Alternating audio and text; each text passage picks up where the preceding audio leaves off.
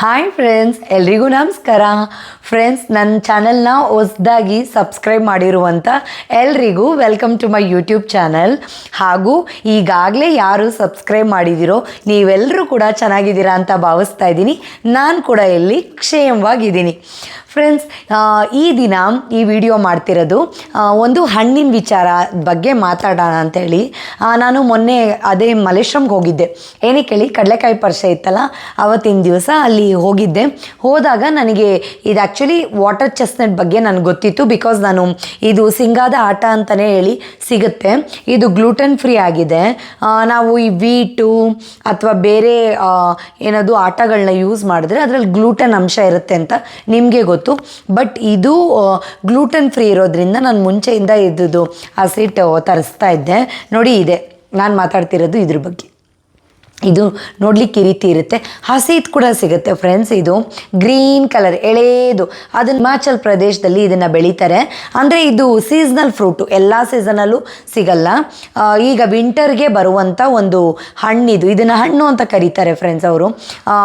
ಇದನ್ನು ಸುಲ್ಕೊಂಡು, green colour ಎಳೆಯದಾಗಿರುತ್ತಲ್ವ, ಆವಾಗ ಸುಲ್ಕೊಂಡು ಹಸಿದೆ ನಾವು ತಿನ್ಬೋದು. ಯಾವಾಗ ಅದು ಈ ರೀತಿ ಕಲರ್ ಚೇಂಜ್ ಆಗುತ್ತೋ ಹೋಗ್ತಾ ಹೋಗ್ತಾ ಇದನ್ನೊಂದು 10-15 ನಿಮಿಷ ನಾವು ಬೇಯಿಸ್ಬಿಟ್ಟು ತಿನ್ನೋದ್ರಿಂದ ಇದು ಕೂಡ ಪೀಲ್ ಮಾಡಿಕೊಂಡು ನಾವು ತಿನ್ಬೋದು. ನೋಡಿ, ಬೆಂದ ನಂತರ ಈ ರೀತಿ ಇರುತ್ತೆ. ನಾನು ಆಲ್ರೆಡಿ ಬೇಯಿಸಿಟ್ಟಿದ್ದೀನಿ. ನೋಡಿ, ಕಾಣಿಸ್ತಿದ್ಯಾ? ಮೋದಕ ಇದ್ದಂಗಿದೆ ನೋಡಿ. ಬೆಂದಾದಮೇಲೆ ಈ ರೀತಿ ಕಾಣಿಸುತ್ತೆ. ಇದನ್ನು ನಾವು ತಿಂದರೆ ಹೇಗಿರುತ್ತೆ ಗೊತ್ತಾ? ಲಡ್ಡು ಹೇಗಿತ್ತಿದು ಹೇಳು. ಸ್ವೀಟ್ ಪೊಟ್ಯಾಟೋನಾ? ಇಲ್ಲ ಫ್ರೆಂಡ್ಸ್, ಸ್ವೀಟ್ ಪೊಟ್ಯಾಟೊ ಅಲ್ಲ. ನಾವು ಏನದು ಜಾಕ್ ಫ್ರೂಟ್ ಏನು ಹೇಳ್ತೀವಿ? ಹಾಂ, ಕರೆಕ್ಟು. ಹಲಸಿನ ಹಣ್ಣು ಬೀಜನ ಬೇಯಿಸ್ತೀವಲ್ಲ, ಆ ರೀತಿ ಇರುತ್ತೆ. ಅಂದರೆ ಅಷ್ಟು ಹಾಡಿರಲ್ಲ, ಸ್ವಲ್ಪ ಸಾಫ್ಟ್ ಇರುತ್ತೆ. ನೋಡಿ, ತಿಂತ ಮಾತಾಡ್ತಾ ಇದ್ದೀನಿ. ಸೊ ಆ ರೀತಿ ಇರುತ್ತೆ. ಇದಕ್ಕೆ ನಾವು ಬೇಕಾದ್ರೆ ಚಾಟ್ ಮಸಾಲ, ಉಪ್ಪು, ಖಾರ, ಆಮೇಲೆ ಏನದು ಆಮ್ಚೂರ್ ಪೌಡರು, ಇದನ್ನೆಲ್ಲ ಹಾಕ್ಕೊಂಡು ತಿನ್ಬೋದು. ಅಷ್ಟೇ ಅಲ್ಲ ಫ್ರೆಂಡ್ಸ್, ಇದರಲ್ಲಿ ಕೆಲವೊಂದು ರೆಸಿಪೀಸ್ ಕೂಡ ಮಾಡ್ತಾರೆ. ರೆಸಿಪೀಸ್ ಅಂದರೆ ಏನು, ಗ್ರೇವಿ, ಚಪಾತಿ ಅಥವಾ ಅವರೆಲ್ಲ ಸ್ವಲ್ಪ ರೋಟಿ ಆ ಥರದ್ದೆಲ್ಲ ತಿನ್ನೋದು ಜಾಸ್ತಿ ಅಲ್ವಾ, ಕುಲ್ಚಾ ಈ ಥರದ್ದೆಲ್ಲ. ಸೊ ಅದಕ್ಕೂ ಕೂಡ ತುಂಬಾ ಚೆನ್ನಾಗಿರುತ್ತೆ. ಇದ್ರ ರೆಸಿಪೀಸ್ ಬೇಕಾದರೆ ನೀವು ಟ್ರೈ ಮಾಡ್ಬೋದು. ನಾನು ಯಾವ ರೀತಿ ಮಾಡ್ತೀನಿ ಅಂತ ನೆಕ್ಸ್ಟ್ ಟೈಮ್ ಪೋಸ್ಟ್ ಮಾಡಿ ತೋರಿಸ್ತೀನಿ. ತುಂಬ ಚೆನ್ನಾಗಿರುತ್ತೆ, ಮೈಲ್ಡಾಗಿರುತ್ತೆ. ನನಗೇನೋ ಒನ್ ಟೈಮ್ ತಿನ್ನೋದ್ರಲ್ಲಿ ಯಾವುದೇ ಥರದ ಅಭ್ಯಂತರ ಇಲ್ಲ. ಸ್ವಲ್ಪ ಯೂಸ್ಟು ಆಗೋವರೆಗೂ, ಇಲ್ಲಾಂದರೆ ಗೊತ್ತೇ ಆಗೋಲ್ಲ. ನಾವು ಬೇಕಾದ್ರೆ ರೊಟ್ಟಿಗೆ ಕೂಡ ಇದನ್ನು ಸ್ಮ್ಯಾಶ್ ಮಾಡಿ ರೊಟ್ಟಿ ಕೂಡ ತಟ್ಕೊಬೋದು. ಇಟ್ ಡಿಪೆಂಡ್ಸ್ಪಾ ನಮ್ಗೆ ಹೇಗೆ ಬೇಕು, ಯಾವ್ಯಾವ ರೀತಿ ಎಲ್ಲ ಇದನ್ನು ನಮ್ಮ ಅಡುಗೆಗಳೆಲ್ಲ ಇನ್ಕ್ಲೂಡ್ ಮಾಡ್ಕೊಬೋದು. ಆ ರೀತಿ ನಾವು ಇದನ್ನು ಇನ್ಕ್ಲೂಡ್ ಮಾಡ್ಕೊಬೋದು. ಮತ್ತು ಇನ್ನೊಂದು ಮುಖ್ಯ ವಿಚಾರ ಏನಪ್ಪ ಅಂತಂದರೆ, ಇದ್ರದ್ದು ಬೆನಿಫಿಟ್ಸ್ ಅಂತೂ ಸಾಕಷ್ಟಿದೆ.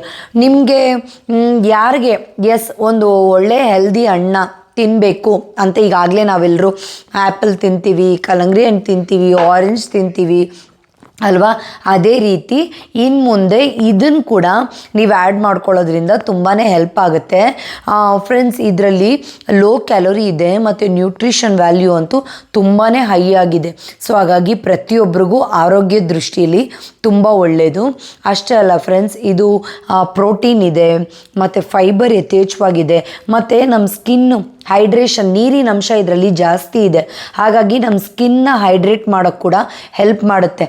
ಮತ್ತು ನಿಮಗೆ ಗೊತ್ತು, ಫ್ರೀ ರ್ಯಾಡಿಕಲ್ಸ್ ಎಲ್ಲ ತುಂಬ ಚೆನ್ನಾಗಿ ಆ್ಯಕ್ಟಿವ್ ಆಗಿರಬೇಕು ಅಂದರೆ ಆ್ಯಂಟಿ ಆಕ್ಸಿಡೆಂಟ್ಸ್ ರಿಚ್ ಆಗಿರಬೇಕು ಅಂತ ಪದಾರ್ಥಗಳನ್ನ ತಿನ್ನಿ ಅಂತ ಹೇಳ್ತಾರಲ್ವ. ಇದು ಆ್ಯಂಟಿ ಆಕ್ಸಿಡೆಂಟ್ಸ್ಗಳಲ್ಲೇ ಯಥೇಚ್ಛವಾಗಿ, ಅಂದರೆ ತುಂಬಾ ಜಾಸ್ತಿ ಸಿಗುತ್ತೆ ಇದರಲ್ಲಿ. ಹಾಗಾಗಿ ನಾವು ಇದನ್ನು ತಗೊಳ್ಳೋದ್ರಿಂದ ನಮ್ಮದು ಏಜಿಂಗ್ ಪ್ರೋಸೆಸ್ ಕೂಡ ಡಿಲೇ ಆಗುತ್ತೆ.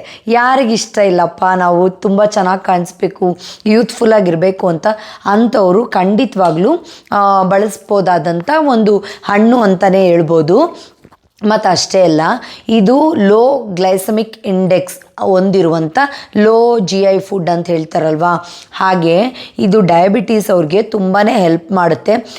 ಇದು ಬೇಗ ಹೊಟ್ಟೆ ತುಂಬುತ್ತೆ ಫ್ರೆಂಡ್ಸ್. ಹಾಗಾಗಿ ನಮಗೆ ಜಾಸ್ತಿ ಶುಗರ್ನ ಸ್ಪೈಕ್ ಆಗೋದಕ್ಕೆ ಬಿಡಲ್ಲ, ಗ್ಲೂಕೋಸ್ನ ಬ್ಯಾಲೆನ್ಸ್ಡ್ ಆಗಿರೋದಕ್ಕೆ ಹೆಲ್ಪ್ ಮಾಡುತ್ತೆ. ಸೊ ಡಯಾಬಿಟೀಸ್ ಇರೋರು ಕೂಡ ಇದನ್ನು ಯಾವುದೇ ಭಯ ಇಲ್ಲದೆ ತೊಗೊಳ್ಬೋದು. ಮತ್ತು ನಾನು ಈಗಾಗಲೇ ಹೇಳಿದ್ನಲ್ವಾ ಆಟ ಬರುತ್ತೆ ಅಂತೇಳಿ, ಸೊ ಅದನ್ನು ರೊಟ್ಟಿಗೆಲ್ಲ ಕೂಡ ಯೂಸ್ ಮಾಡ್ಕೊಳ್ಬೋದು. ನೋಡಿಕೊಂಡು ನಮ್ಗೆ ಹೇಗೆ ಅನುಕೂಲ ಆಗುತ್ತೋ ಆ ರೀತಿ ನಾವು ಇದನ್ನು ಉಪಯೋಗ ಪಡಿಸ್ಕೊಳ್ಬೋದು. ಮತ್ತು ಇನ್ನೊಂದು ಮುಖ್ಯವಾದ ವಿಚಾರ ಅಂದರೆ, ಹೆಣ್ಮಕ್ಳಲ್ಲಿ ನಿಮ್ಗೆ ಈಗಾಗಲೇ ಗೊತ್ತು, ಥೈರಾಯ್ಡ್ ಗ್ಲ್ಯಾಂಡ್ಸ್ ಪ್ರಾಬ್ಲಮ್ ಇದ್ದೇ ಇರುತ್ತಲ್ವ. ಥೈರಾಯ್ಡ್ ಚೆನ್ನಾಗಿ ಫಂಕ್ಷನ್ ಆದರೆ ಮೆಟಬಾಲಿಸಮ್ ಚೆನ್ನಾಗಿರುತ್ತೆ, ಅದರಿಂದ ಮೂಡ್ ಸ್ವಿಂಗ್ಸ್ ಆಗಲ್ಲ. ಈ ರೀತಿಯಾದಂಥ ಎಷ್ಟೊಂದು ಥೈರಾಯ್ಡಿಂದ ನಮಗೆ ಅನುಕೂಲನೂ ಇದೆ, ಅನಾನುಕೂಲನೂ ಆಗ್ತಾಯಿದೆ. ಇತ್ತೀಚೆಗಂತೂ ಹೈಪೋಥೈರಾಯ್ಡಿಸಮ್ ಇರೋರು ಕೂಡ ಇದನ್ನು ಸೇವಿಸೋದ್ರಿಂದ ಥೈರಾಯ್ಡ್ ಫಂಕ್ಷನಿಂಗ್ ಚೆನ್ನಾಗಿ ಆಗೋದಕ್ಕೆ ಇದು ಸಪೋರ್ಟ್ ಮಾಡುತ್ತೆ. ಹಾಗಾಗಿ ಥೈರಾಯ್ಡ್ ಇರೋರು ಕೂಡ ಯಾವುದೇ ಭಯ ಇಲ್ಲದೆ ಇದನ್ನು ಯೂಸ್ ಮಾಡ್ಬೋದು. ಮತ್ತು ಇನ್ನೊಂದು ಮುಖ್ಯ ವಿಚಾರ ಏನಪ್ಪ ಅಂತಂದರೆ, ನಾವು ಇದನ್ನು ಯೂಸ್ ಮಾಡೋದ್ರಿಂದ ವೆಯ್ಟ್ ಮ್ಯಾನೇಜ್ಮೆಂಟ್, ಈಗ ತುಂಬ ನಾವು ಡಯಟೆಲ್ಲ ಮಾಡ್ತಿರ್ತೀವಲ್ವ, ಕ್ಯಾಲೋರಿ ಕಮ್ಮಿ ಇರೋವಂಥ ಹಣ್ಣುಗಳನ್ನ ಹಣ್ಣುಗಳಲ್ಲೂ ಕೂಡ ತುಂಬ ಕ್ಯಾಲೋರಿ ಇರುತ್ತೆ. ಹಣ್ಣಲ್ಲೇ ನ್ಯಾಚುರಲ್ ಶುಗರ್ ಅಂದರೆ ಫ್ರುಕ್ಟೋಸ್ ಇರುತ್ತೆ ಅಲ್ವಾ ಫ್ರೆಂಡ್ಸ್, ಅದನ್ನು ಕೂಡ ಜಾಸ್ತಿ ತಿನ್ನಂಗಿರಲ್ಲ. ಬಟ್ ಇದರಲ್ಲಿ ಫ್ರುಕ್ಟೋಸ್ ಅಂಶ ಇಲ್ಲವೇ ಇಲ್ಲ. ಹಾಗಾಗಿ ಕ್ಯಾಲೋರಿ ಕಮ್ಮಿ ಇದೆ, ವೈಟಮಿನ್ಸ್ ಆ್ಯಂಡ್ ಮಿನರಲ್ಸ್ ಜಾಸ್ತಿ ಇದೆ, B6 ಅನ್ನೋ ಅಂಶ ಇದೆ, ಅದು ಕೂಡ ನಮ್ಮ ಸ್ಕಿನ್ಗೆಲ್ಲ ತುಂಬ ಒಳ್ಳೆಯದು, ತುಂಬಾ ಹೆಲ್ಪ್ ಮಾಡುತ್ತೆ. ಮತ್ತು ಪೊಟ್ಯಾಷಿಯಮ್ ಇದೆ ಇದರಲ್ಲಿ, ಮ್ಯಾಗ್ನೀಷಿಯಮ್ ಇದೆ. ಸೊ ಈ ರೀತಿಯಾದಂಥ ನಾನಾ ಬೆನಿಫಿಟ್ಸ್ ಇರೋದ್ರಿಂದ ನಾವು ಕೂಡ ವೆಯ್ಟ್ ಮ್ಯಾನೇಜ್ಮೆಂಟ್ ಮಾಡಬೇಕು ಅಂದ್ಕೊಂಡಿರೋರು ಕೂಡ ಇದನ್ನು ಯಾವುದೇ ಭಯ ಇಲ್ಲದೆ ಸ್ವೀಕರಿಸ್ಬೋದು. ಫ್ರೆಂಡ್ಸ್, ಯಾರೆಲ್ಲ ಬ್ಲಡ್ ಪ್ರೆಷರ್ ಜಾಸ್ತಿ ಇದೆ ಅಂತ ಅಂದ್ಕೊಂಡಿದ್ದೀರೋ, ಬ್ಲಡ್ ಪ್ರೆಷರ್ ಜಾಸ್ತಿ ಇರೋದನ್ನು ಕೂಡ ಬ್ಯಾಲೆನ್ಸ್ ಮಾಡುವಂಥ ಶಕ್ತಿ ಈ ಹಣ್ಣಲ್ಲಿದೆ. ಇದನ್ನು ತುಂಬ ಕಡೆ ಬ್ಲಡ್ ಪ್ರೆಷರ್ ಪೇಷಂಟ್ಸ್ಗೂ ಕೂಡ ಡಾಕ್ಟರ್ಸ್ ಕೂಡ ಸಜೆಸ್ಟ್ ಮಾಡ್ತಾರಂತೆ. ನನಗೂ ಕೂಡ ವಿಷಯ ಈಗಲೇ ತಿಳಿದು ಬಂದಿದ್ದು. ಮತ್ತು ಈಗ ನಿಮಗೆ ಗೊತ್ತು ಎಷ್ಟೊಂದು ಮೇಲ್ ಇನ್ಫರ್ಟಿಲಿಟಿ ಕೂಡ ಜಾಸ್ತಿ ಆಗ್ತಾ ಬರ್ತಾ ಇದೆ ಅಂಥೇಳಿ. ಮೇಲ್ಸಲ್ಲಿ ಸ್ಪರ್ಮ್ ಕೌಂಟ್ ಏನಾದರೂ ಕಮ್ಮಿ ಇತ್ತು ಅಂದರೆ, ಅಥವಾ ಅವ್ರೇನಾದರೂ ತುಂಬ ಲಿಕ್ವಿಡ್ ಕೈಂಡ್ ಆಫ್ ಥಿಂಗಲ್ಲಿ ಅವ್ರದ್ದು ಸ್ಪರ್ಮ್ಸ್ ಇರೋದೇ ಆದರೆ, ಅಂಥವರು ಕೂಡ ಅವರ ಮೇಲ್ ಫರ್ಟಿಲಿಟಿನ ಇನ್ಕ್ರೀಸ್ ಮಾಡ್ಕೊಳ್ಳೋಕ್ಕೋಸ್ಕರ ಈ ಒಂದು ಹಣ್ಣನ್ನ ಸೇವಿಸ್ಬೋದು. ಈ ಹಣ್ಣನ್ನು ನಮ್ಮ ಆಯುರ್ವೇದಿಕ್ ಮೆಡಿಸಿನ್ಸ್ಗಳಾಗಿರ್ಬೋದು ಅಥವಾ ಯುನಾನಿ ಮೆಡಿಸಿನ್ಸ್ ಯಾವುದಾರು ಇರುತ್ತಲ್ವ, ಅದರಲ್ಲಿ ಕೂಡ ಇಂಥ ಒಂದು ವಿಷಯಗಳಿಗೆ ಸಂಬಂಧಪಟ್ಟಂತೆ ಅವರು ಮೆಡಿಸಿನ್ಸಲ್ಲಿ ಯೂಸ್ ಮಾಡ್ತಿದ್ದಾರಂತೆ ಫ್ರೆಂಡ್ಸ್. ಹಾಗಾಗಿ ಈ ಮಾಹಿತಿ ನಮ್ಗೆ ಗೊತ್ತಿರಲಿಕ್ಕಿಲ್ಲ ಅಲ್ವಾ, ಗೊತ್ತಿದ್ರೆ ನಾವು ಕೂಡ ಬಳಸ್ತಿದ್ವಿ. ಸೊ ಈಗ ಗೊತ್ತಾಗಿರೋದ್ರಿಂದ ನಾವು ಇದ್ರದ್ದು ಬೆನಿಫಿಟ್ಸ್ನ ಪಡೆಯೋಣ. ಈ ಹಣ್ಣನ್ನು ನಿಮ್ಗೆಲ್ಲಿ ಸಿಕ್ತು ದಿವ್ಯಾ ಅಂತ ನೀವು ಕೇಳೋದೇ ಆದರೆ, ನಾನು ಅವತ್ತು ಕಡಲೆಕಾಯಿ ಪರಿಷೆಗೆ ಅಂತ ಹೋದ್ನಲ್ವ, ಹಾಗೆ ಮಲ್ಲೇಶ್ವರಂಗೆ ಹೋಗಿದ್ದೆ. ನನಗೆ ಈ ಮಲ್ಲೇಶ್ವರಂಗೆ ಹೋದಾಗೆಲ್ಲ ಇದು ಸುಮಾರು ಸಲ ನಾನು ನೋಡಿದ್ದೀನಿ. ಒಂದು ಸಲ ಮಾತ್ರ ತೊಗೊಂಡು ಬಂದಿದ್ದೀನಿ ಅಷ್ಟೇ, ಒಂದೇ ಒಂದು ಸಲ ತಂದೆ. ಇದು 1/4 kg 100 ರೂಪಾಯಿ ಆಗುತ್ತೆ, 1/4 kgನೇ 100 ರೂಪಾಯಿ ಅಂತ ಹೇಳಿದ್ರು. ಹಾಗಾಗಿ ಒಂದು ಸಲ ಮಾತ್ರ ಲಾಸ್ಟ್ ಟೈಮ್ ಯಾವಾಗಲೂ ತಂದೆ. ಅವತ್ತಿಂದನೂ ಅಂದ್ಕೊಳ್ತಾ ಇದ್ದೀನಿ. ನಾನು ಇದ್ರ ಆಟ ತರಿಸಿದ್ದೆ ಫ್ರೆಂಡ್ಸ್ ಮುಂಚೆ, ಅಡುಗೆಗೆ ಅಂದರೆ ಏನಾದರೂ ರೊಟ್ಟಿ ಮಾಡ್ಕೊಳ್ತಿದ್ನಲ್ಲ, ಅದಕ್ಕೆಲ್ಲ ಬಳಸಿದ್ದೀನಿ. ಬಟ್ ಈ ಹಣ್ಣು ಇಲ್ಲಿ ಸಿಗುತ್ತೆ ಅಂತ ನನಗೆ ಗೊತ್ತಿರಲಿಲ್ಲ. ಹೇಗೋ by God's grace last time ಸಿಕ್ತು, ಅದನ್ನು ಒಂದು ಸಲ ತೊಗೊಂಡು ಬಂದೆ. ನಾನು ಕೂಡ ಅಷ್ಟಾಗಿ ತಲೆ ಕೆಡ್ಸ್ಕೊಳಕ್ಕೆ ಹೋಗಲಿಲ್ಲ, ಏನೋ ತಿನ್ನಬೇಕಲ್ಲಪ್ಪ ಅಂತ ತಿಂದೆ. ಬಟ್ ಯಾವಾಗ ಇದರಿಂದ ಇಷ್ಟೆಲ್ಲ ಬೆನಿಫಿಟ್ಸ್ ಇದೆ ಅಂತ ಗೊತ್ತಾಯಿತು, ಆಗ ನಾನು ಅಂದ್ಕೊಂಡೆ ಎಸ್ ತೊಗೊಂಡು ಉಪಯೋಗಿಸ್ಬೇಕು ಅಂಥೇಳಿ. ಈಗ ಮಕ್ಳಿಗೂ ಕೊಡ್ಬೋದು, ನಾವು ತಿನ್ಬೋದು. ಈಗ ನಾವು ಬಡವರ ಬಾದಾಮಿ ಕಡಲೆಕಾಯಿ ಅಂಥೇಳಿ ಹೇಗೆ ತಿಂತೀವೋ, ಇದನ್ನು ಕೂಡ ಅದೇ ರೀತಿ ಭಾವಿಸಿ, ಇದೇನು ಜಾಸ್ತಿ ಟೈಮ್ ಹಿಡಿಯಲ್ಲಪ್ಪ, ಅಡುಗೆ ಮಾಡಿದ್ರೂ ಕೂಡ ತುಂಬ ಬೇಗ ಮಾಡ್ಕೊಂಡು ಬಿಡ್ಬೋದು, ಮತ್ತು ಬೇಯಿಸ್ಬಿಟ್ಟು ತಿನ್ಬೋದು. ಮತ್ತು ಎಳೆಯದಾಗಿತ್ತು ಗ್ರೀನ್ ಕಲರಲ್ಲಿ ಕೂಡ ಬರುತ್ತೆ, ಹಾಗಿದ್ದರೆ ಹಸಿದಾಗಿ ಕೂಡ ನಾವು ತಿನ್ಬೋದು. ಸೊ ಇಷ್ಟೆಲ್ಲ ಏನದು ಅನುಕೂಲಗಳಿರಬೇಕಾದ್ರೆ ನಾವು ಯಾಕೆ ಉಪಯೋಗಿಸ್ಕೊಳ್ಬಾರ್ದು ಅಲ್ವಾ ಫ್ರೆಂಡ್ಸ್? ಇದಾಗಿತ್ತು ಈ ದಿನದ ವಾಟರ್ ಚೆಸ್ಟ್ನಟ್ ಬಗ್ಗೆ ಒಂದು ನನಗೆ ತಿಳಿದಿರುವಂಥ ಒಂದು ಸಂಕ್ಷಿಪ್ತವಾದ ಪುಟ್ಟ ಮಾಹಿತಿ ನಿಮಗಾಗಿ. ಇದೊಂಥರ ತುಂಬ ಫಾರ್ಮಲ್ಸ್ ಆಯಿತು ಅಲ್ವಾ ಫ್ರೆಂಡ್ಸ್? ಇತ್ತೀಚೆಗೆ ನಾನು ತುಂಬ ಮಿಸ್ ಮಾಡ್ಕೊಳ್ತಿದ್ದೀನಿ ಯೂಟ್ಯೂಬ್ನ. ಬಿಕಾಸ್ ಕೆಲವೊಂದು ಪ್ಲ್ಯಾಟ್ಫಾರ್ಮ್ಗಳಲ್ಲಿ ನಾನು ಕೂಡ ಡೈವರ್ಟ್ ಮಾಡೋಕ್ಬಿಡ್ತೀನಿ. ಅಲ್ಲಿ ಕೆಲಸ, ಮನೆ ಕೆಲಸ, ಈ ರೀತಿಯಾಗೆಲ್ಲ ಸ್ವಲ್ಪ ನನಗೂ ಟೈಮ್ ಸಿಕ್ಕಿದಾಗ ನಾನು ಎಷ್ಟಾಗುತ್ತೋ ಅಷ್ಟು ಪ್ರಯತ್ನ ಪಟ್ಟು ನನ್ನ ಚಾನಲ್ನ ನಡೆಸ್ಲಿಕ್ಕೋಸ್ಕರ ನಾನು ತುಂಬಾ ಶ್ರಮ ಪಡ್ತಾಯಿದ್ದೀನಿ. ನೀವು ಆದಷ್ಟು ನನಗೆ ಸಪೋರ್ಟ್ ಮಾಡಿ, ಮತ್ತು ಯಾವ ರೀತಿ ಚಾನಲ್ ಇನ್ನು ನಾನು ಇಂಪ್ರೂವ್ ಮಾಡ್ಕೊಳ್ಬೋದು ಅದನ್ನು ಕೂಡ ಕಮೆಂಟ್ಸ್ ಮುಖಾಂತರ ತಿಳಿಸ್ತಾ ಹೋಗಿ. ಮತ್ತು ಇತ್ತೀಚೆಗೆ ಏನಪ್ಪ ಅಂತಂದರೆ ನಾನು ಲೈವ್ ಬಂದಾಗ ನೀವು ಯಾರೂ ಬಂದಿರಲ್ಲ, ಹಾಗಾಗಿ ನನಗೂ ಮಾತಾಡೋಕ್ಕಾಗಿರಲ್ಲ. ಮತ್ತು ಮಿಕ್ಕಿದ ಟೈಮಲ್ಲಿ ಮೇಡಮ್ ಲೈವ್ ಬನ್ನಿ ಅಂತೀರ.